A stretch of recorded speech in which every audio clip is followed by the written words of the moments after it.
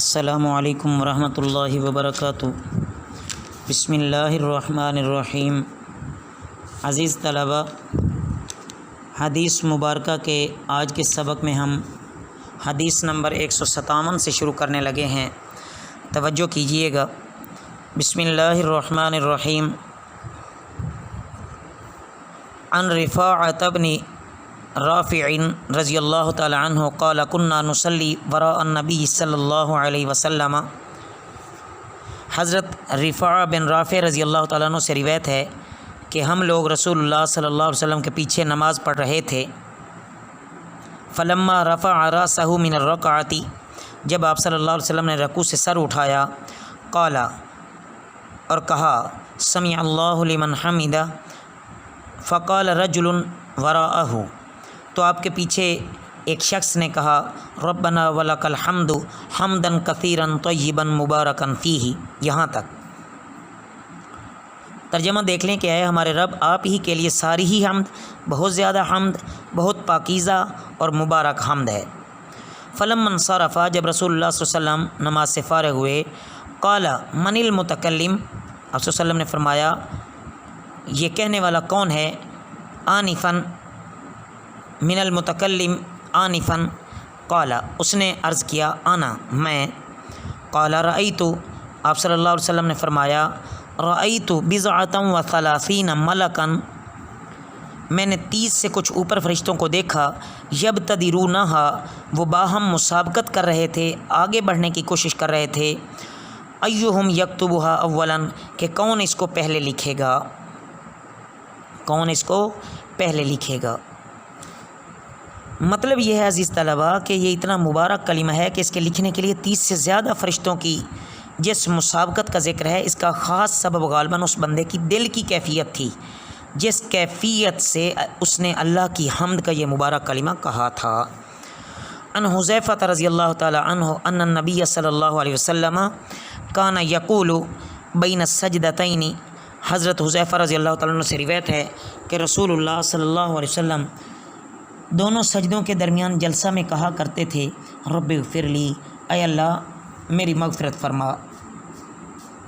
ان ابن عباس رضی اللہ تعالی عنہما قال کان النبی صلی اللہ علیہ وسلم یقول بین السجدتین، حضرت عبداللہ بن عباس رضی اللہ تعالی عنہما سے روایت ہے کہ رسول اللہ صلی اللہ علیہ وسلم دونوں سجدوں کے درمیان یہ دعا کرتے تھے، اللہم اغفر لی، اے اللہ میری مغفرت فرما، ورحمنی، اور مجھ پر رحم فرما، واہدینی، اور مجھے ہدایت سے نواز، وعافینی، اور مجھے معاف فرما، ورزقنی، اور میری روزی کی کفالت فرما۔ ان انس رضی اللہ تعالی عنہ قال کان النبی صلی اللہ علیہ وسلم، حضرت انس رضی اللہ تعالیٰ عنہ سے روایت ہے کہ رسول اللہ صلی اللہ علیہ وسلم اذا قال سمع اللہ لمن حمدہ قام، کہ رسول اللہ صلی اللہ علیہ وسلم جب رکوع سے اٹھ کر سمع اللہ لمن حمدہ کہتے، قام، کھڑے رہتے، حتی نقول، یہاں تک کہ ہم کہتے یا ہمیں خیال ہوتا، قد اوحم، آپ صلی اللہ علیہ وسلم کو شاید وہم ہو گیا ہے، ثم یسجد،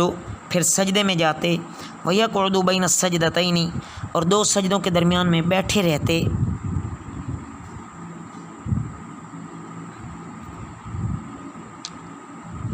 حتی نقول، یہاں تک کہ ہم کہتے، قد اوہم، شاید آپ کو سہو ہو گیا ہے۔ مطلب یہ ہے کہ کبھی کبھی آپ صلی اللہ علیہ وسلم کا قومہ اور جلسہ اتنا طویل ہوتا تھا کہ صحابہ رضی اللہ تعالیٰ عنہم اجمعین کو سہو کا شبہ ہونے لگتا تھا۔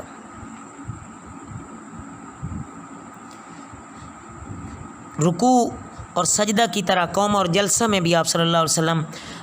ان اوقات میں اللہ سے دعائیں مانگا کرتے تھے۔ یہ منفرد کے لیے ہے، اگر امام ہو تو اس کو مقتدیوں کا لحاظ کرنا چاہیے، اس طرح کا طرز عمل اگر اختیار کیا تو وہ مقتدیوں کے لیے زحمت کا باعث نہ بن جائے۔ ان عبداللہ ابن عمر رضی اللہ تعالی عنہما ان النبی صلی اللہ علیہ وسلم کان اذا جلس فی الصلاۃ، حضرت عبداللہ بن عمر رضی اللہ تعالی عنہما سے روایت ہے کہ رسول اللہ صلی اللہ علیہ وسلم جب نماز میں بیٹھتے وضع یدیہ علی رکبتیہ، اپنے دونوں ہاتھ اپنے دونوں گھٹنوں پر رکھتے، ورفع اصبعہ الیمنی، اور داہنے ہاتھ کے انگوٹھے کی برابر والی انگلی التی تلی الابہام فدعا بہا، اٹھا کر اس سے اشارہ فرماتے، ویدہ الیسری علی رکبتہ، اور دوسرا ہاتھ یعنی بایاں ہاتھ گھٹنے پر ہی، باسطھا علیہ، گھٹنے پر ہی دراز ہوتا تھا، یعنی اس سے اشارہ نہیں فرماتے تھے، اور جس سے اشارہ فرماتے تھے وہ شہادت والی انگلی ہے۔ جس وقت نمازی اشہد ان لا الہ الا اللہ کہے تو اللہ تعالیٰ کے وحدہ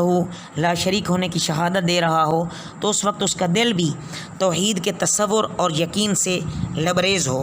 اور ہاتھ کی ایک انگلی اٹھا کر جسم سے بھی اس کی شہادت دی جا رہی ہو۔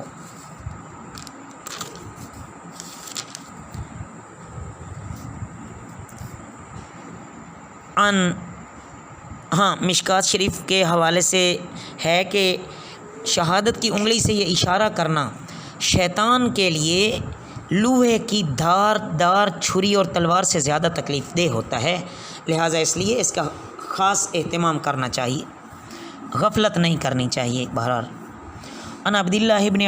ابن عمر رضی اللہ تعالی عنہ انہ کان یرا، عبداللہ ابن عمر یتربع فی الصلاۃ، حضرت عبداللہ بن عمر رضی اللہ تعالیٰ عنہ کے فرزند عبداللہ رضی اللہ تعالیٰ عنہ سے روایت ہے کہ وہ اپنے والد ماجد کو دیکھتے تھے کہ وہ نماز میں 4 زانوں بیٹھتے تھے۔ اذا جلس ففعلتہ، حالانکہ میں اس وقت بالکل نو عمر تھا، اذا جلس ففعلتہ، میں بھی اس طرح 4 زانوں بیٹھنے لگا، وَأَنَا يَوْمَئِذٍ، اور اس وقت حالانکہ حدیث السنی میں بالکل نو عمر تھا، فنہانی عبداللہ ابن عمر، تو والد ماجد کون ہے؟ عبداللہ بن عمر، تو اب والد ماجد نے مجھے اس طرح بیٹھنے سے منع فرمایا، وقال، اور فرمایا، انما سنت الصلاۃ، نماز میں بیٹھنے کا سوائے اس کے نہیں کہ شرعی طریقہ یہ ہے، ان تنصب رجلک الیمنی، کہ اپنا دایاں پاؤں کھڑا کرو،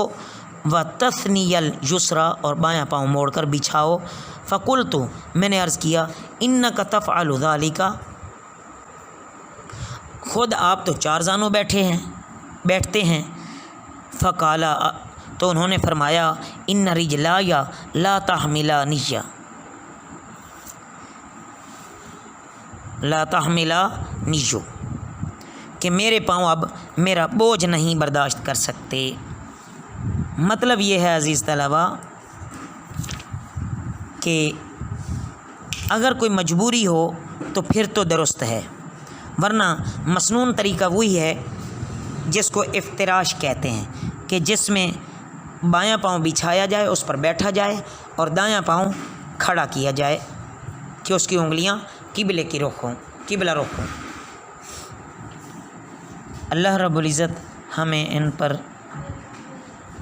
صحیح عمل کرنے والا بنائے، اور صحیح طریقہ نماز کا ہماری زندگی میں آ جائے۔ ان عبداللہ ابن مسعود رضی اللہ تعالی عنہ قال کان رسول اللہ صلی اللہ علیہ وسلم اذا جلس فی الرکعتین کأنہ علی الرضف حتی یقوم، حضرت عبداللہ بن مسعود رضی اللہ تعالیٰ عنہ سے روایت ہے کہ رسول اللہ صلی اللہ علیہ وسلم جب پہلی 2 رکعتوں پر بیٹھتے تھے جیسے کہ آپ تپتے پتھروں پر بیٹھے ہیں، یہاں تک کہ حتیٰ یقوم، یہاں تک کہ کھڑے ہو جاتے تھے، یعنی تیسری رکعت کے لیے کھڑے ہو جاتے تھے۔